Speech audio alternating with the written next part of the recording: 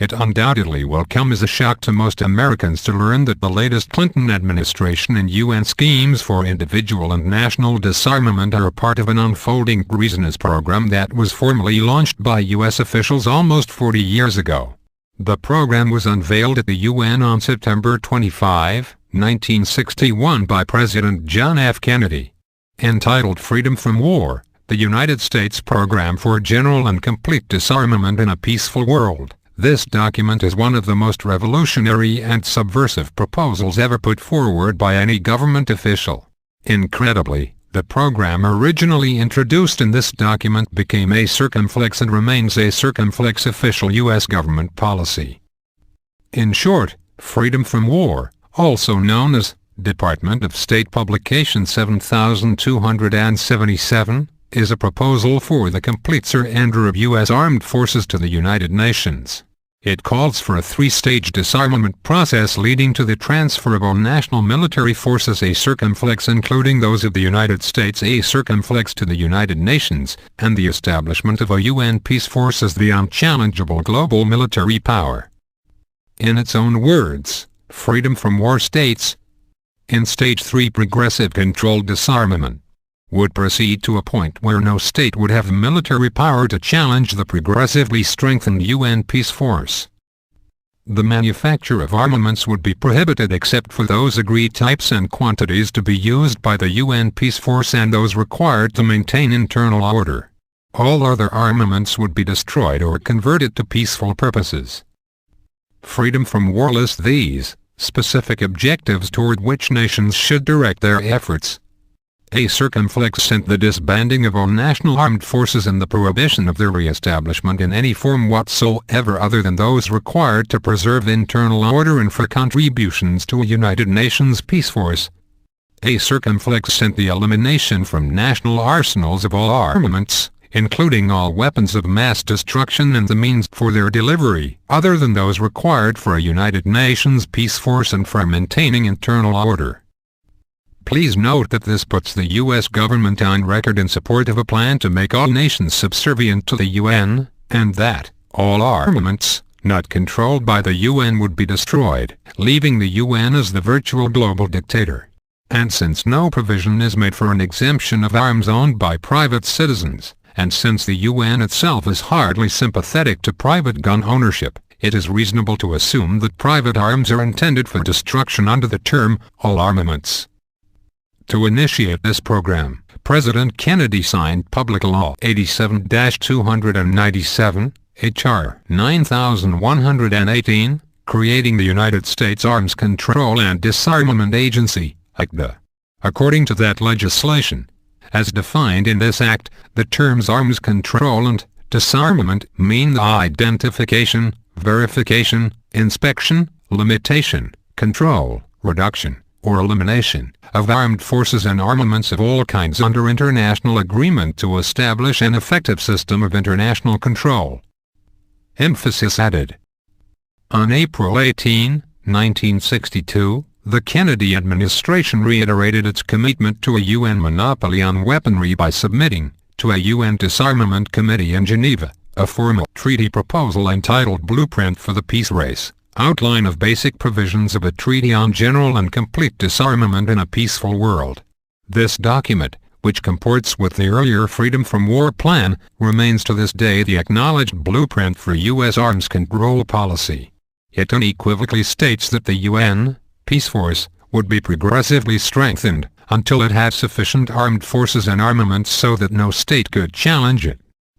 It cannot be stressed too strongly that just as domestic gun control does not mean the total elimination of all firearms, neither does international disarmament mean the total elimination of all armies, armaments, and nuclear weapons. It is no more possible to eliminate all guns than it is to put the nuclear genie back in the lamp.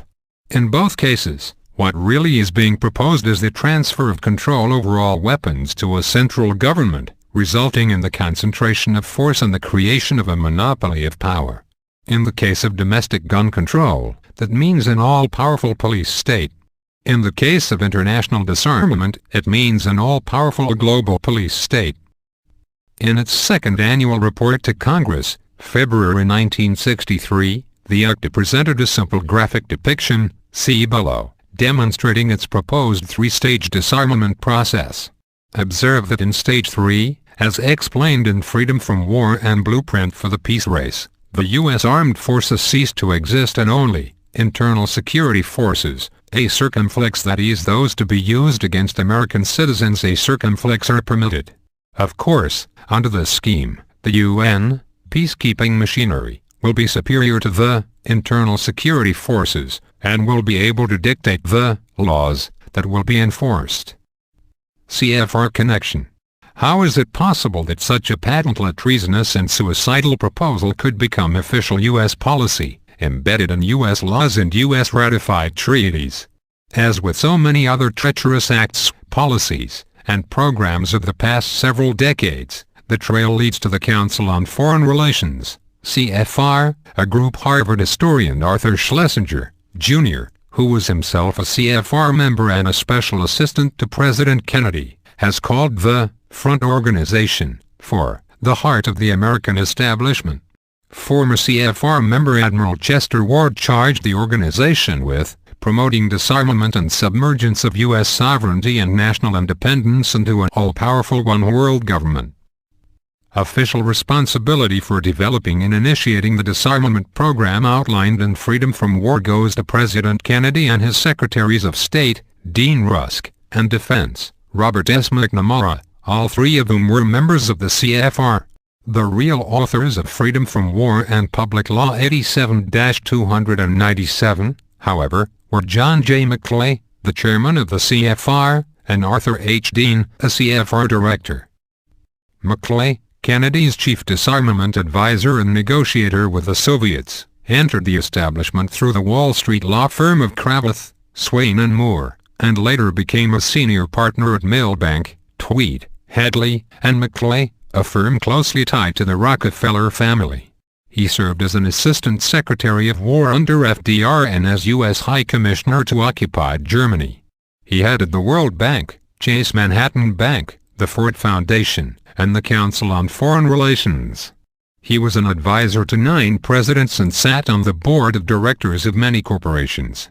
Few would dispute journalist Richard Rivere's characterization of McCloy as chairman of the American establishment. McCloy's blue-chip copyright Summa copyright, however, included a few red flags. While serving in the War Department, McCloy approved an order permitting Communist Party members to become officers in the U.S. Army. He defended identified Communist John Carter Vincent and supported pro-Communist atomic scientist J. Robert Oppenheimer. In 1946, FBI head J. Edgar Hoover warned President Truman of an enormous Soviet espionage ring in Washington and expressed concern over the pro-Soviet leanings of McCloy, Dean Acheson, and Alger Hiss. Hiss, of course, was later exposed as a Soviet agent. He was also a member of the CFR and one of the main architects of the United Nations. Assisting McCloy in drafting Freedom from War and the Statute for the Arms Control and Disarmament Agency was Arthur H. Dean. Dean was also chairman of the U.S. delegation for 2 years to the UN disarmament conferences in Geneva. Following the death of John Foster Dulles, CFR, Dean became the senior partner in the insider law firm of Sullivan and Cromwell. He was vice chairman of the Institute for Pacific Relations, IPR, the communist-run outfit most responsible a circumflex together with our State Department a circumflex for turning China over to the communists in 1949. When IPR member Alfred Kohlberg tried heroically to expose the treason within IPR, it was Dean who scuttled the investigation. In 1950 the U.S. Senate Judiciary Committee issued a scathing report on the IPR, citing it as an instrument of communist policy, propaganda and military intelligence. The Senate report also concluded, members of the small corps of officials and staff members who controlled IPR were either communist or pro-communist. The effective leadership of the IPR used IPR prestige to promote the interests of the Soviet Union and the United States. The IPR was a vehicle used by the Communists to orientate American Far Eastern policy toward communist objectives. Yet Dean and McCloy, with the help of their CFR associates and the media, passed themselves off as Republicans and conservative, anti-communist Republicans at that. Shock treatment. Another important influence on the Kennedy CFR disarmament plan was establishment Wall Street lawyer Grenville Clark. McCloy had worked closely with Clark in the Military Training Camps Association. Clark was vice president of the Globalist United World Federalists and co-author with Professor Louis Bisson, CFR, of World Peace Through World Law, 1958. It has been well said, averred Clark, that in our modern age the obdurate adherence to national sovereignty and national armed forces represents a form of insanity which may, however, be cured by a species of shock treatment. He spelled out that shock treatment, in World Peace Through World Law, a detailed plan for socialist world government through a revised UN Charter. This text, venerated by all world order advocates, proposes a global superstate in which a world police force, known as the United Nations Peace Force, would be invested with a coercive force of overwhelming power. This world police force, wrote Clark and Son, would be the only military force permitted anywhere in the world after the process of national disarmament has been completed. But, say the authors, it must be recognized that even with the complete elimination of all military forces there would necessarily remain substantial, although strictly limited and lightly armed, internal police forces, and that these police forces, supplemented by civilians armed with sporting rifles and fowling pieces, might conceivably constitute a serious threat to a neighboring country in the absence of a well-disciplined and heavily armed world police. Accordingly, the United Nations Peace Force shall be regularly provided with the most modern weapons and equipment, with special provision being made for the use of nuclear weapons in extreme circumstances. Moreover, Chapter 3, Article 14 of the Clark/Son UN scheme orders strict controls on the possession of arms and ammunition by police and private citizens. No nation shall allow the possession by its internal police forces of any arms or equipment except of the types permitted by the regulations adopted by the General Assembly. And in no case shall the number of revolvers and rifles combined exceed one for each member of the internal police forces, the number of automatic rifles one for each 100 members of such forces, and the ammunition supplies 100 rounds per rifle or revolver and 1,000 rounds per automatic rifle. No nation shall allow the possession by any public or private organization or individual of any military equipment whatever or of any arms except such small arms as are reasonably needed by duly licensed hunters or by duly licensed individuals for personal protection. The plan also would eliminate the problem of private citizens' access to ammunition by providing that no nation shall produce or allow the production of any explosives except insofar as the General Assembly may authorize. Moreover, every nation shall obtain a special license from the UN Inspector General for the operation by it or by any public or private organization or individual engaged in the production of any light arms, ammunition, or of tools for any such production. Then and now, it is important to recognize that the current UN drive for civilian disarmament is unmistakably a continuation of both the Clark/Son scheme and the Freedom from War and Blueprint for the Peace Race proposals. In language very similar to that used by Clark and Son, the August 19, 1999 UN report of the Group of Governmental Experts on Small Arms lists as weapons to be banned and ultimately, if necessary, confiscated, revolvers and self-loading pistols, rifles and carbines, submachine guns, assault rifles and light machine guns. Furthermore, the August 19 document is captioned as Item 76, F, of the Provisional Agenda, for General and Complete Disarmament, a circumflex, a phrase that figures prominently in the subtitles of Freedom from War and Blueprint for the Peace Race. Suffice it to say the UN has a very literal understanding of the phrase General and Complete Disarmament.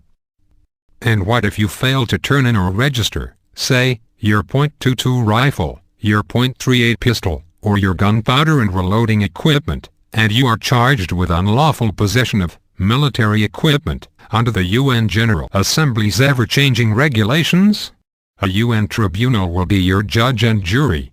Clark and Son say, in order to provide means for the trial of individuals accused of violating the disarmament provisions of the revised Charter or of other offences against the Charter or laws enacted by the General Assembly.